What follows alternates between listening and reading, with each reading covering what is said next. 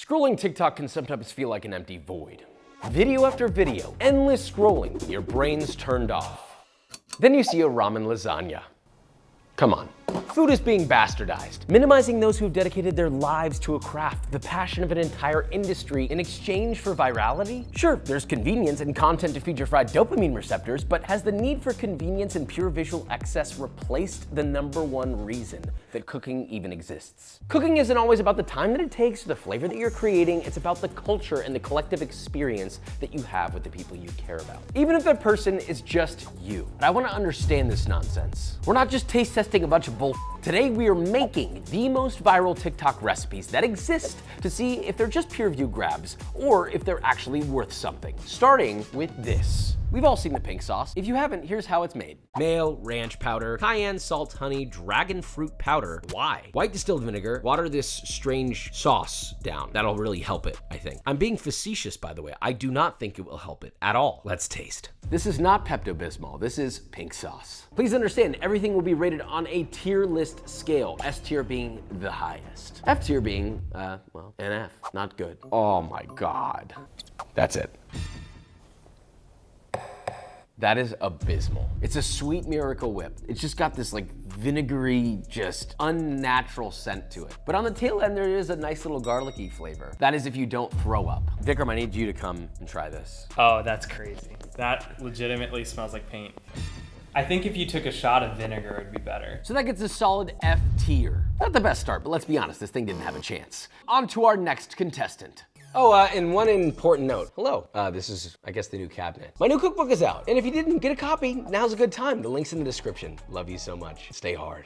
Smash burger taco. You know, you could just eat a burger. Why do we have to go this way, huh? All right, whatever. First, burger sauce. Small bowl, mayo, ketchup, mustard, seasoned with salt and pepper to taste. Give that a whisk till combined, and that is your sauce. Get a hot griddle. To that, you're gonna add a 2 to 3 ounce, 75% lean ball of ground beef. Season with salt to taste. Cover with a raw-ass corn tortilla. Press using a burger press until as thin as possible. Sear for 1 to 2 minutes. Scrape underneath, flip, season with salt to taste. Add a slice of American cheese, okay? Cheeseburger should have American cheese at least. Now, once the cheese is melted, it is done. So place it onto a board. Add your sauce, some shreddis. That's shredded lettuce. Thinly sliced white onion, diced pickle, and now we taste. I kind of like it. I like it. What I wanted was a burger, and I still get a burger, I just don't get buns. So I think maybe from the aspect of like, is this a lower calorie option, lower carb option, and you want a burger, there you go. I think for me, I'd give it a B. Would I rather have a burger? Yes, but is this bad? No. If I'm looking at visuals, taste, texture, overall experience, visuals, ugly. I never want to see an open-faced burger again. There's nothing more beautiful than 2 supple, glossy buns and a cheesy, melty, beefy inside. That's an iconic image, and this is bastardized. That said, taste and texture, it's pretty good, but the lack thereof of bun completely changes this experience. It is not a burger. It's a fatty taco that tastes like a burger because those ingredients are in there. So ultimately, I think I'll give it a solid, strong B+. So a B. It's good. Would I make it again? Maybe, but I wouldn't tell anyone about it. Hot chocolate bombs. This one was a big one for y'all. But is it really worth the effort? So you're gonna melt some chocolate over a double boiler, spoon that into a sphere mold. Who has that? Do you have that? Probably not. I had to buy these for this. Spread around to fill the mold, flip the molds upside down to drain the excess chocolate, and let that set at room temp. Yeah, that takes about 45 minutes, by the way. Take your half spheres out of the mold, fill with hot cocoa powder, a couple marshmallows, then use a hot knife to even out the edges, then quickly set another unfilled half sphere on top of that to glue the edges together. And when they're finished, they look like this. So there you go. I guess you just put this in hot milk. Whoa, this is pretty cool. Hey, yo, it's kind of like a clam opening up. I'm not having fun, all right? I'm not smiling. This is bringing me joy. Oh, that's good. Pretty good. It would be good if you didn't have this in the hot chocolate bomb. This is purely for the theatrics of having the hot chocolate bomb melt, and it's like, oh my God. I think it's worth it. I think it's cute. If you have kids, that could be cool. I don't have kids. I recently got forced to get a cat. Cat's probably gonna piss in this. I was gonna say if I was 6, I'd enjoy this, but honestly, I enjoy it now. If this was made for me, this would be awesome. I don't think I would, you know, get the whole mold and make the chocolate and do all that. I'd rather just either go buy some hot chocolate or just make a mix. I'm gonna give it a B. It's really enjoyable. This is all I have to say. You can make great hot chocolate a million ways. If you are willing to put in the time and effort to do all that work purely for the theatrics of having a ball pop in there, go right ahead. It tastes great, but I do think it's fun, and if I got this, I would be excited about it. So I'll give it a B. Not bad. Ramen lasagna. This looks like it was spawned from a deep REM nightmare. So in a 9-inch square baking dish, first start with a nice layer of night terrors, or the half of an instant ramen noodle, square, spoonful of ricotta on top. At this point, I was really questioning why we were doing this. A little bit of marinara sauce, mozzarella, fresh grated Parmigiano, the other half of your instant ramen noodle, more ricotta, marinara, mozzarella, and parm. Pop it into the oven at 375 Fahrenheit or 190 Celsius for 30 to 40 minutes. Pull it out, and it looks like this. Isn't that nice and horrific? Amazing. I can't wait to have a panic attack later. Cut it out, pop it on a plate, garnish with a little bit of chopped parsley, olive oil, flaky salt, fresh cracked black pepper, and now we taste. It's tomato sauce and cheese. It's gonna taste okay. There's no benefit to doing this though. It tastes the same as a lasagna, quotation marks, but you're turning the dial down on the actual experience of it because it's like a cheap ramen noodle that's like half cooked. Like yes, it's soft in the center, but the outside's got dried noodle. I'd be very angry even if someone gave this to me. Even in those days in college when I really needed something, this is not something I would make. Not something I make now, not something I make then. The texture is pretty awful. It's just kind of all over the place. There's no benefit to this at all. Nowadays, they make lasagna sheets that you can just put directly in the oven. You don't even have to boil them. To me, this is an F tier just because it's completely useless. Last thing I'll say for you to consider. You got family coming over to the house. Ask yourself, would you feel confident and comfortable serving them this? Because if the answer is no, that means you have shame for it. Think about that. Yeah, that's an F. That's an F tier.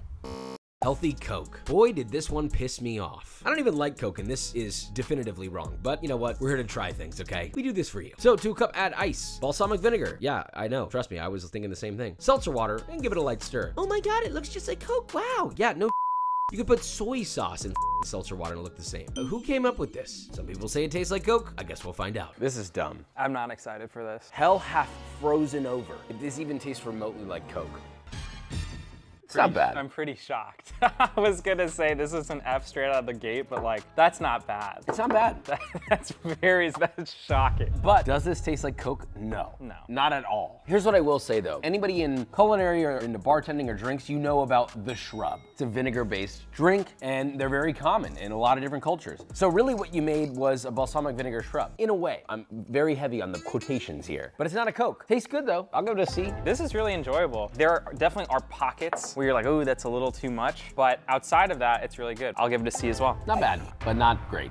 Chili oil eggs. This is pretty basic. I don't even know how this blew people's minds, but I mean, you literally are gonna fry eggs in spicy chili crisp. Here's how it's made. Get a non-stick pan, add a couple tablespoons of spicy chili crisp. Once it's hot, crack your eggs into the pan, season lightly with salt, and fry your eggs. Over easy, over hard, whatever you like. Although over hard's kind of a weird choice. The biggest problem with this method is the dried chilies burn really quickly, just generally. So putting them in a hot pan, kind of weird. Why not just add it to your eggs after the fact? Which is a common thing. That said, you garnish with little green onion, sesame seeds, and we taste. It's exactly what you might suspect if you've ever had chili oil. These eggs are perfumed with the spice and the smokiness of the chili oil. It's a little spicy, it's a little sweet. You got the MSG umami, and obviously it's a little extra rich because you got more oil on there. And I mean, it's super versatile as well. You can put this on toast, you can put it in your fried rice, you can put it on normal rice. You could have it just by itself, and it's great. Will I give this an S tier for it being a TikTok viral thing? No, I think this is a very traditional thing that just happened to go viral on TikTok. I'll give this an A, but I won't credit any of that to TikTok. This is not reinventing the wheel, but it is delicious. So it's a strong and powerful A tier and definitely worth making. Moving on. Sushi bake. I hate this, but we're gonna give it a fighting chance. So you're gonna rough chop some imitation crab, rough chop some cooked salmon, then in a medium mixing bowl add kewpie mayo, cream cheese, sriracha, rice vinegar, whisk together, and fold in your quotation marks crab, not quotation marks salmon. Then in a 9x13 baking dish, add some sushi rice into the bottom, layer on torn nori sheets on top. God, this is abysmal. I mean, there are whole people who've dedicated their lives to the craft of sushi, and this feels a bit like a spit in the face, bruv, but you know, whatever. Add your meat mixture to the baking dish, spread evenly, bake at 375 Fahrenheit or 190 Celsius. Pull it out, add sriracha, kewpie mayo, maybe some green onion, sesame seeds, whatever floats your boat, and whatever will cover this up so you don't have to look at it. And now we taste. Visually, man, that's rough. The green onions and everything on there helps it does turn into something. I can't help but think about the fact that we made a sushi casserole. It just feels trashy, but I will say it does taste surprisingly good. I don't like that it's warm though. That's knocking some points off. Texturally, the rice is nice. It didn't get too soft. It's creamy. That said, I'd prefer it in the form of a roll, and I'm gonna give it a C, but an enjoyable C tier. From just like a non-cook perspective, making sushi is just such a big task for me. I enjoy sushi. I enjoy going out and eating sushi. but I'm never in the mood to really make sushi at home. I think that convenience is great. Out of what's on TikTok, this is an A for me, but I can also understand why it's a C for you. I think putting those votes together, this settles at a surprising, for a sushi casserole, B tier. Puff pastry tarts. This one seems like doing 80% of the work of making a tart and then just half-assing the rest of it. I don't know how I feel about this. To a sheet tray lined with parchment paper, drizzle a random spot lightly with extra virgin olive oil, a touch of reduced balsamic vinegar, thinly sliced shallots, fresh thyme, some crumbled feta, and then you're gonna lay a rectangular piece of puff pastry on top of that, seal the sides with a fork, and then brush lightly with egg wash. Pop that into an oven at 400 Fahrenheit or 204 Celsius for 20 to 25 minutes. They come out looking like this, and the underside has shallots. I mean, it doesn't look too bad, but I mean, why not just make the full tart? I guess we'll find out.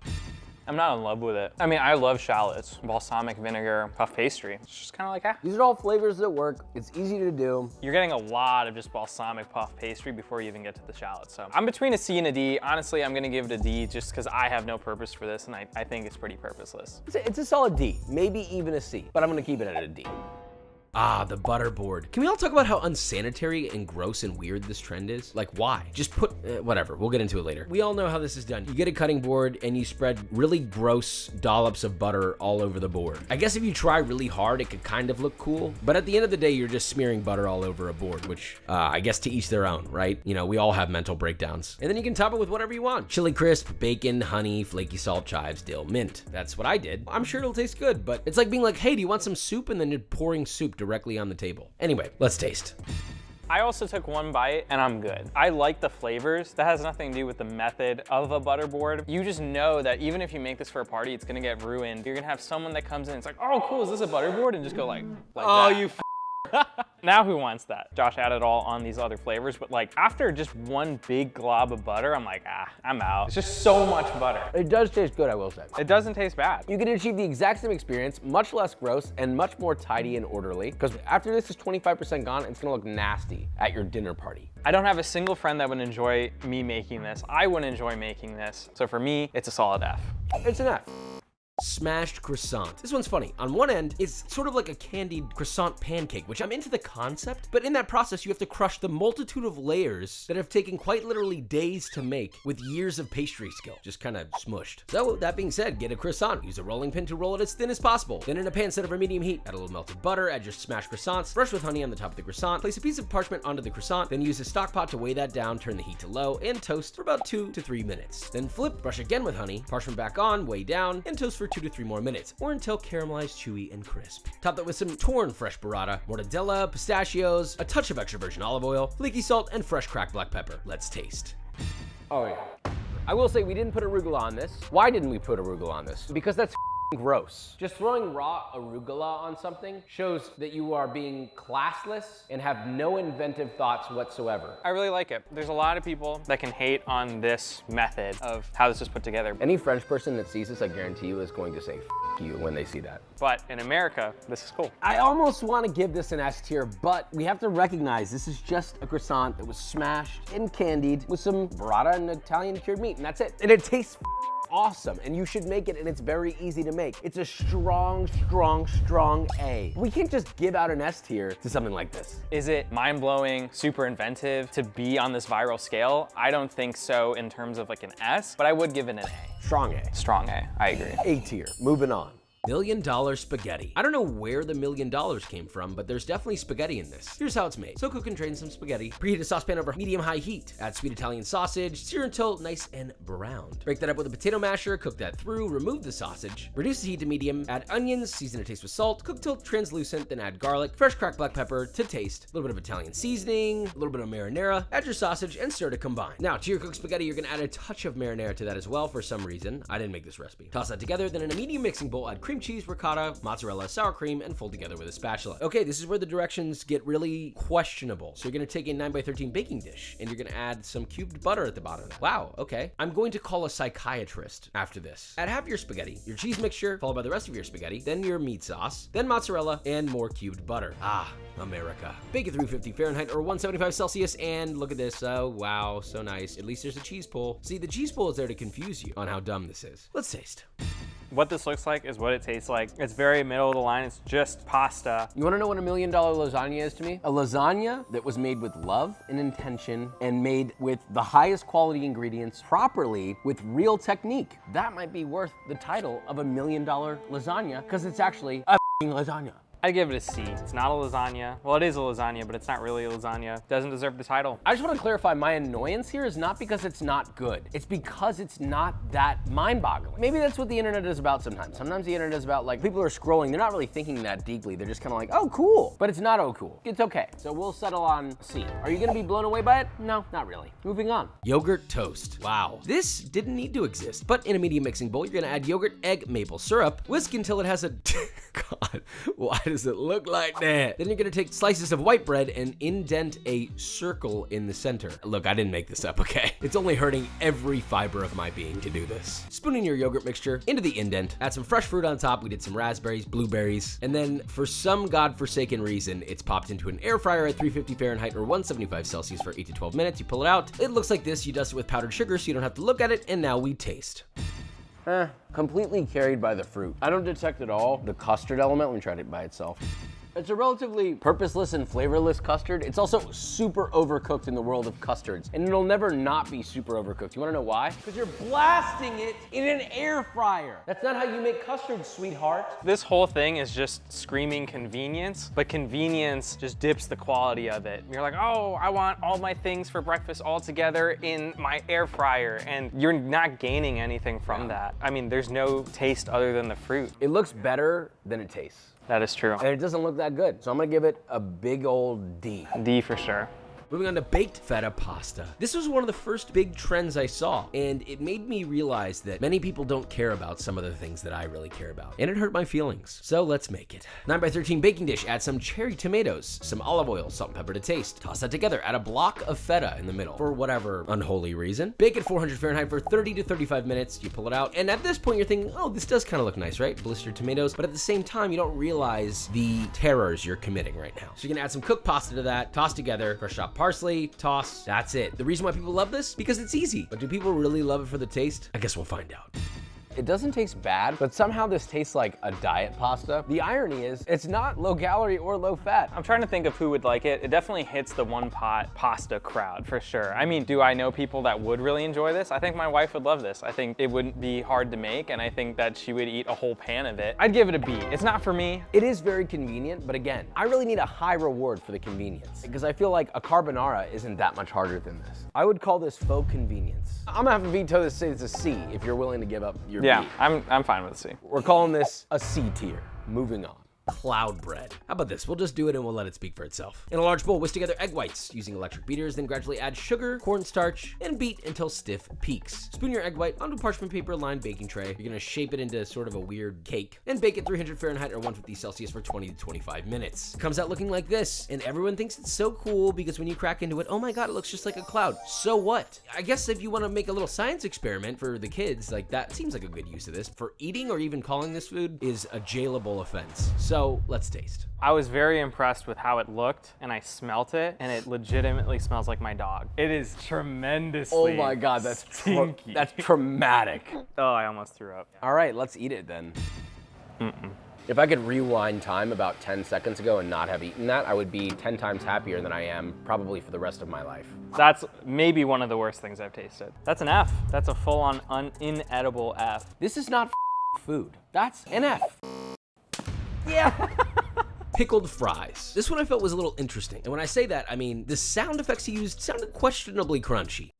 For potatoes soaked in a liquid, I'm not so sure about that, but we're gonna find out. Peel your potatoes, cut into 1/4-inch planks, then 1/4-inch sticks, then into a quart mason jar. You're gonna add salt and water, add a 2.5 to 3% brine, add in your potatoes, mustard seeds, black peppercorns, fresh dill, crushed garlic, and then lightly top with the lid, because if you tie this down, it might explode, so just lightly. Set at room temperature for 5 days, then drain the brine from your potatoes. Lay your potatoes on a paper towel and dry as much as possible. See, at this point, I'm thinking, oh, really nice waterlogged potatoes, and they're nice and wiggly. But look, we're optimists here, so we're gonna keep pressing on. So first we're gonna fry that at 320 Fahrenheit or 160 Celsius till just cooked through and pale on the outside. You notice little bubbles starting to form on the outside. There's almost already a crust, which I'm surprised to see, but we'll see if this gets any better. Drain that onto a paper towel lined baking sheet, increase the heat of your fry oil to 350 Fahrenheit or 190 Celsius, and fry till crispy and golden. Pull them out. I'm not gonna lie, listen to this.